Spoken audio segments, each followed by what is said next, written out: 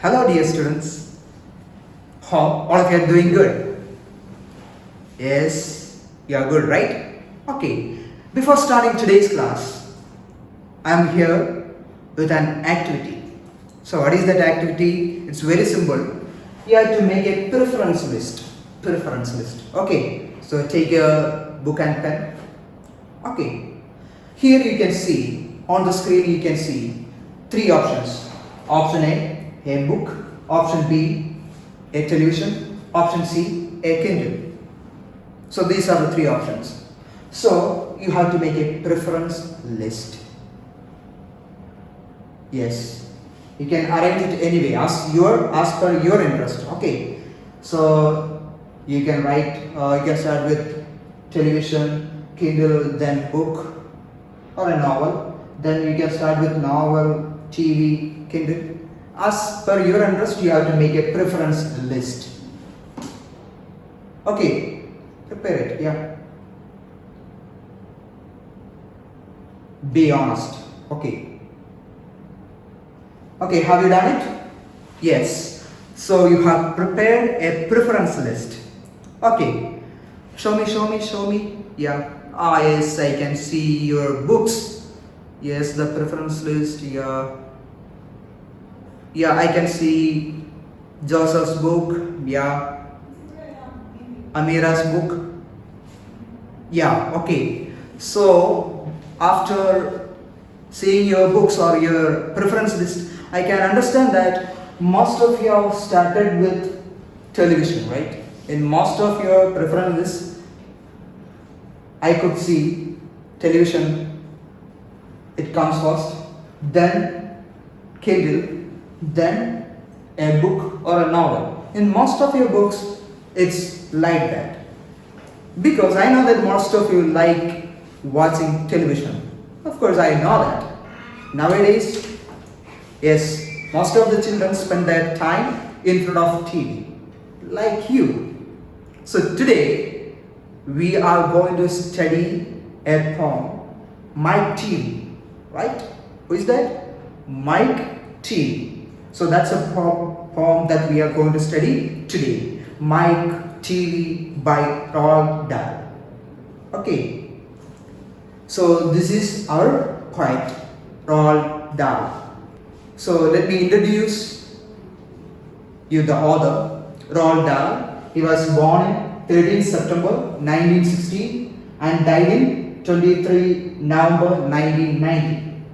He was a British novelist, short story writer, poet, screenwriter, as well as a wartime fighter pilot. So these are some of the details about the author. Now let us see some of his notable works.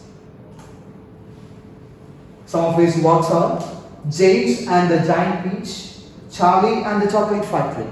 This one, yes, it's quite familiar to you, right? Yes, you might have read this particular novel, you might have seen the movie, right? And let me tell you an important point. The poem that we are going to study is Mike TV, and he is a character of Charlie and the Chocolate Factory. He is a character of the novel Charlie and the Chocolate Factory. Then Matilda, The Witches, Fantastic Mr. Fox, The BFG, The Tweets, George's Marvelous Medicine. These are some of his famous works. Then about the poem. So it's about Mike TV. He is a 9-year-old boy. And what is his hobby? His hobby is watching television. And as I have told you, this character is from the novel Charlie and the Chocolate Factory. Okay, a 9-year-old boy, Mike TV, and his only hobby is watching television. So this poem is about watching television. And before starting this particular poem, let me ask you, is there any problem in watching television? Yes, Most of your answers, no, I can't hear you. Okay, come on. Is there any problem in watching television? Yes, no, of course, there's no problem, right? But if you're watching it without a control, if you are watching it for a long time, is there any problem? Yes, now the answer is yes. So you should have a control over it. You should not gaze at the television screen all the time. It's not good. So in this poem, we are going to study the problems that are going to be created by watching television for a long time. So it's for you, and you can easily relate this poem because all of us are really addicted to television. So let us start the poem. The most important thing we have learned so far as children are concerned is never let them near a television set. Or better still, just don't install the idiotic thing at all. Yes, this is the beginning of this poem. What is that? The most important thing that we have to understand as far as children are concerned, never let them near your television set. So dear parents, it's to you. Dear parents, don't install this idiotic thing at all at your home, and don't let your child to go near to the television. So this is the advice given by the poet. Okay, so children, you might be really sad, right? Yes, because the poet is advising the parents not to let your child to go near to the television and not to install this idiotic thing at home. So here you can see one thing. What is that? The poet uses a phrase, idiotic thing, for what? Idiotic thing? To refer television. Yes. Who is an idiot? Or what is an idiot? Here, the idiotic thing is not television. Who is the real idiot? The one who is watching television is the real idiot, not the television. You have to understand that. Okay, so you should not install this thing at home. Install means make a piece of equipment ready for use. Now the next few lines. In almost every house we have watched them gaping at the screen. They loll and slope and lounge about and stare until their eyes pop out. Last week, in someone's place, we saw a dozen eyeballs on the floor. Yes, in almost every house, we can see this particular thing. What's the common sight? Yes, children watching television. Children gaping at the screen. Gaping means staring in wonder. In every house, in almost every house, we can see children spending a lot of time in front of television. And what are they doing here? They loll and slop and lounge about. What does that mean? To sit or stand or lie lazily. So that's the problem. They simply sit. Because while watching television, you don't need to have any intellectual thinking is not needed. You simply need to sit there. You don't need any kind of imagination there because everything can be seen on the screen. So the children, they loll and slop and lounge about. They sit, lie or stand lazily in front of the television until their eyes pop out. Pop out means come out. So what does that mean? It means that children are spending a lot of time in front of TV.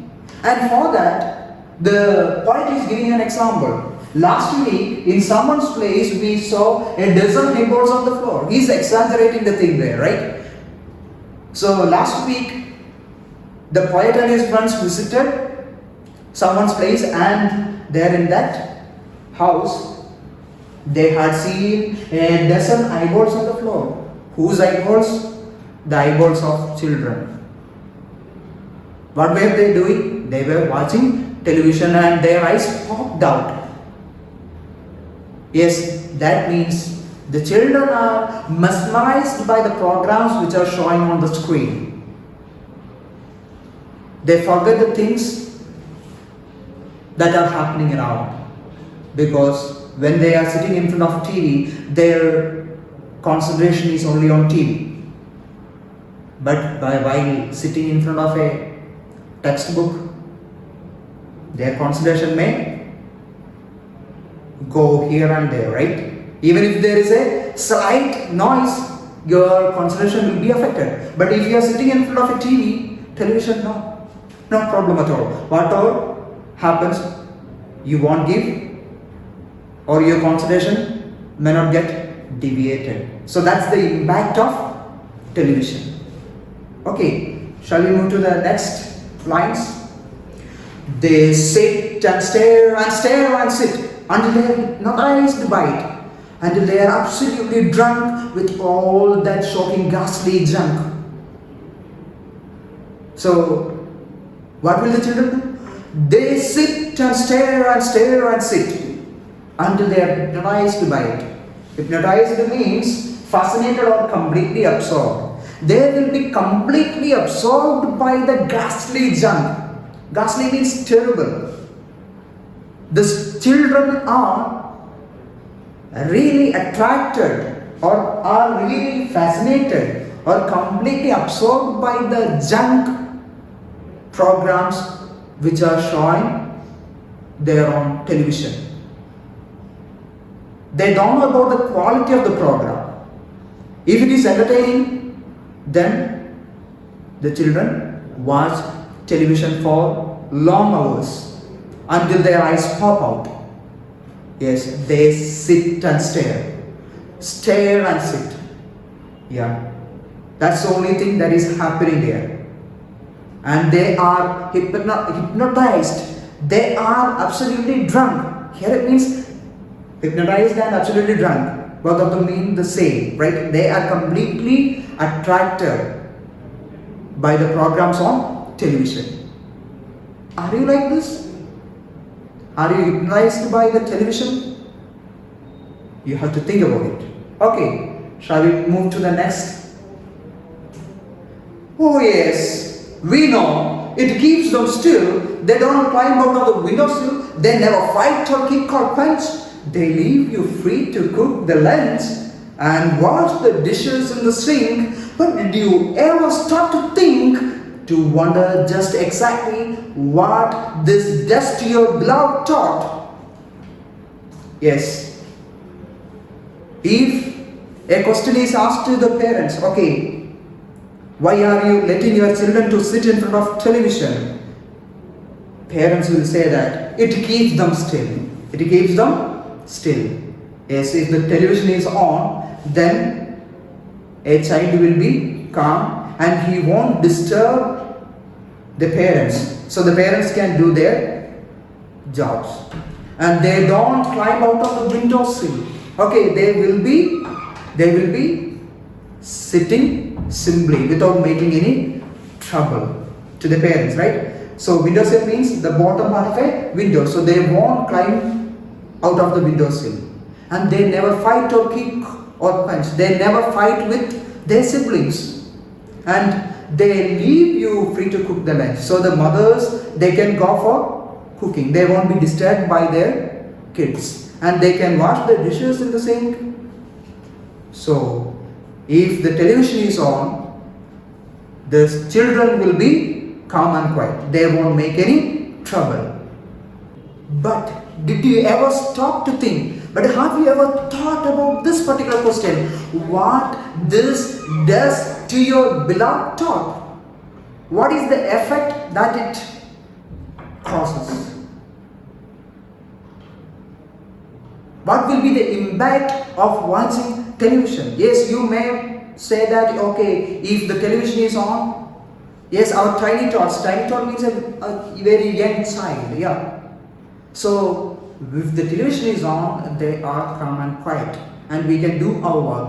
But the question is this: what is its impact on your beloved tot? So this is the question that the poet raises, and he is asking this to the parents. So what is the impact it causes? Yes, the impact is this: it rots the sense in the head, it kills imagination dead, it clogs and clutters of the mind, it makes a child so dull and blind. He can no longer understand a fantasy, a fairyland. His brain becomes as soft as cheese, his powers of thinking rust and freeze. He cannot think, he only sees. Yes, this is the impact of watching television. What is that? It rots, it decays. What's the meaning of rots? Rots means decays. It rots the sense in the head. It decays the sense of a child. It kills imagination. It kills imagination of the child. Because he doesn't need to imagine anything, because everything is there on the screen. But when we read something, for example, if a child is reading about a forest, okay, he will visualize it in his mind. He will imagine it in his mind. But there on the screen, that forest is already there. So he doesn't need any imagination. He doesn't need to think anything. He just need to watch it. So it kills imagination. And it clogs and clutters of the mind. What is that? Clogs means blocks. It blocks. And clutters means fills with an untidy collection of things. So it fills the mind of the child with unnecessary things. Because they are watching what? Ghastly junk. Terrible junk. So that junk clogs. It blocks. And it fills the mind of the child. It makes him so dull and blind. So this is the impact. Then the poet says that he can no longer understand a fantasy or a fairyland. He won't be able to appreciate, or he won't be able to think about a fairyland, because his imagination is dead. He is a dullard now. So how can he imagine it, or how can he understand a fairyland? No, he won't be. Then his brain becomes as soft as cheese, because it is already rotten. And his brain becomes, since thinking process is not there, his brain becomes cheese. It is as soft as cheese. Yes, a simile is used by the poet there, as soft as cheese. What is a simile? That is the poetic device or the figure of speech used by the poet. What is a simile? Direct comparison between two different things using as or like. What is simile? Direct comparison between two different things using as or like. Here you can see brain is compared to cheese for its softness after watching it. So here you can see the brain is compared to a cheese. So that's the simile here. Okay. Then his powers of thinking rust and freeze. Yes, it corrodes. His power of thinking, that corrodes or it decays. So he becomes a dullard. And he cannot think, he only sees. Because he doesn't need any kind of imagination. And his mind is dead. He only sees. Nothing is happening there in brain. Now work is happening there in brain. So if there is no work there in brain, then it tends to be a cheese. So this is the impact of watching television. So parents, think about this. Students, think about this. Okay.